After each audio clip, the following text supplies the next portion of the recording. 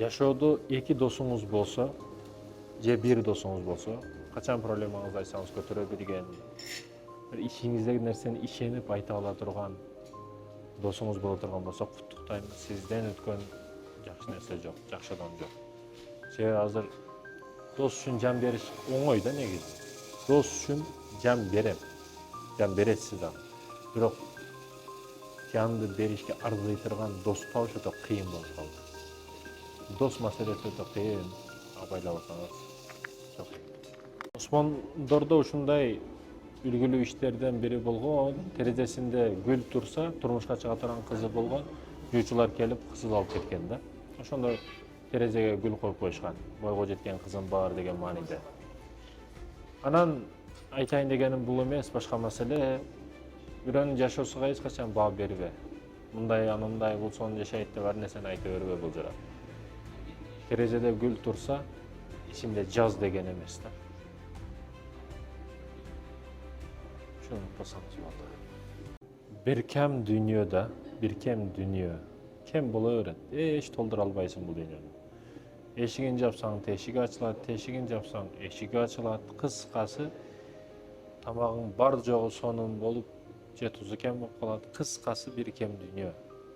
Бирөөдө аялы бар, аялынын кадырына жетпей атат. Бирөө мечтайт этет, ошондой аялым болсо, колуңду үстүндө карамаймын деп. Бир кем дүйнө. Бирөө аялына күндө гүл берет, аялы ойноштук кылып жүрөт. Киного айтпай кетип калат, мисалы үчүн. Чалса албадың дейт, мисалы үчүн. 285 сөз жазган колу киного кеттим деп жазып кое албайт, мисалы үчүн. Айтайын дегеним, бир кем дүйнөдө. Сага жетпегендер канча, алдыңда болуп туруп кадырыңды билбегендер канча, өзүнүн ордун билбегендер канча. Ар бир адам керек учурда, керек темпте баары кыянат кылат. Керек учурда, керек температурада, өзүнүн даражасында, деңгээлинде баары кыянат кылат. Балким айтпай кетип калат. Балким аркадан канжар саят бир күн. Айтор деңгээлинде жараша кыянат кылат. Ошого сак бол. Сак бол. Канжардын кармай турган жагы эмес, үч жагы саят. Жердин астында тынч жатыш үчүн жердин үстүндө тынч жүр. Тынч жүр. Тынчтыкка жетери жок. Өзүңдү бас, өзүңдү карма. Сен тоолорду теше албайсың, асманга учуп кете албайсың. Жерди таштап кире албайсың, ошо ташма тешмек бойдон да кылабыз биз. Одозду билейли. Кыйын болуп, эч нерсени мындай да кыла албайбыз өзүбүз. Досуңду экзамен кыл. Сөзсүз сына. Дос сынаш керек да. Жөн эле достук болуп кетпейт. Жөн эле дос болуп калбайсың сен бирөөгө. Сатып кетишке ар бир учурда даяр бол. Сатып кеткендердин сап башында өзүң турасың. Бирок жаныңда ишенип, көп нерсени айтып, аның менен жаның менен бөлүшүргөн бирөө сени сатып кетсе, бул ар бир тараптан сага кыйын болуп калат. Себеби акча жактан дагы, жан жактан дагы, кам жактан дагы сени көп нерсени билет да. Ошондуктан айтат бул дос маселесинде. Кимдин ит экендигин билгиң келсе, ортого сөөк таштап көр. Кимиси бири келип сөөктү кажыса, ошол саткын экен. Кетишинче суу ичиңиз, жок дегенде 2 литр.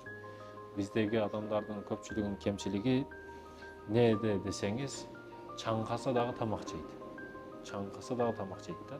Жок, сиз суу ичиңиз, сиз чаңкадыңыз. Чаңкакты тамак менен басып болбойт.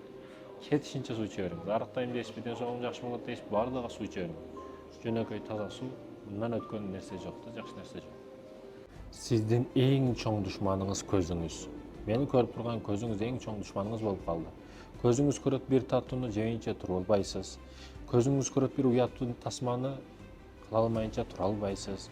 Көзүңүз көрөт бир нерсени, ошону кетмейинче аракет кылып, баягы өзү тойсо дагы көз тойбойт деген замандан бүгүн 21-кылым болуп атат да. Чындыгында көз кетет, анан сөз кетет, анан ой кетет, анан кантип баягы ишти кылып койгонду өзү да билбей калат да жаштарыбыз көбүнчө. Өзгөчө жаштарыбыздын мотивациясы күчтүү болот. Мына ишти кылаймын, мисалы кыздарга барбайм дейт дагы кантип кыздар кетип калганын өзү да билбей калат. Ошо соткам, ошо көз себепчи болуп атат да. Көз биринчи баштайт, көз биринчи таштайт. Көзүңдөн этият бол. душманыма тескери иш кыл. 3 түрдүү бойдоко турмушка чыкпа. Биринчиден ынжык. Ушул бойдоктор үйлөнбөгүлө даяр эмессиңер. Өзүнүн чөнтөгүдөн башка бирлерге бир нерсе бере албаган. Билесизби, жадный ынжык эркек эч кимге эч нерсе бирден кыйынын алдырса 100 жолу келип сураган. Мындай эркектер эртең аялын дагы башкара албайт, бага албайт да. Өнөрү болсун, бизнеси болсун, кесиби болсун. Айына азыр жок дегенде 50 000 сомдон жогору кетет бир жаш үй бүлөгө. Эгерде шаарда жашай турган болсо, квартирант боло турган болсо, машина аренда, квартира аренда, анда 100 000, 150 000 жөн эле кирип кетет үй бүлөгө, бир семьяга. Ошондуктан айтарым, бир нерсе кылып ал. Жок дегенде машина өзүңкү болуш керек. Экөө тең аренда болуп турсаң өтө кыйналып каласың да. Ал эми экинчиден, биринчи жадный аялына эчтеке бербеген эркек экен. Ал эми экинчиден өтө урушчак. Аялын терезеден урган, өтүрүп коеюн деп аткан мындай эркек, отуңда. Ал эми үчүнчү маселе бар. Кыздарыбыз тандаган учурда ата жактан келет да. Ата жактан келет, атасына карап сүрөттөйт, атам мындай дейт, атам мындай дейт. Анан көп учурда кыздарыбыз ата тараптан келгени бул жакшы үстүнө. Бирок көп учурда адашканынын себеби бул кыска ойлук кылып, арзабаган духиси, арзабаган кийим кечеси, арзабаган бир арендага алып минип келген машинасы, башкасы жакшы көрүнүп калышы мүмкүн да. Колдонуп калбак аралашып. Сандал маселесин айтып коеюн дедим. Устаз үйгө сандал коюп келдик. Сандал казып эме кылдык, боз үйүнө. Айтайын дегеним, неге мурда сандал кылышкан ата бабаларыбыз өтө жакшы жылыткан да. Ачык ортодо болгон, көрүнгөн отун салган, чоң бир бөлмөнү сонун жылыткан да. Бүгүн жылыткычтардын түрү менен чыгып кетти. Анан мээни кургата турган жылыткычтар дагы бар. Ошолор менен өтө этият болуңуздар. Кургашына себепчи болот мээни. Ошондой жылыткычтардан этият болуңуздар. Анан сандал ушу жылуу кармай турган процессти бере турган аппараттар. Бул өтө жакшы нерсе да. Өзгөчө эркекке.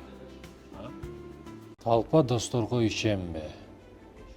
Дос түнкү клубда, чайканада, плоттун үстүндө, кыздардын алдында, бараң шараңдуу күнүңдө сайраңдап тайраңдап жүргөн көпчүлүк доско ишенбе. Түн 3-тө чалып, мындай маселе болду. Мисалы үчүн 50 000 сом срочно керек десең, ойлонбосун. Карзым бар, бирөөгө берип койдум же досум мурдараак сурапсың дебесе, дароо берген же башка бирөөдөн таап келген. Мына ушундай узкий кругдагы досторго ишен. Ошондой досторду тап. И ошондой дос бол өзүң. Качан биринчи ошол кадамды сен таштасаң, башка бирөөлөр ошондой учурда туруп бере сага, дос болуп берет. Бериш дүнүйөсүндө аламын деп аракет кылба.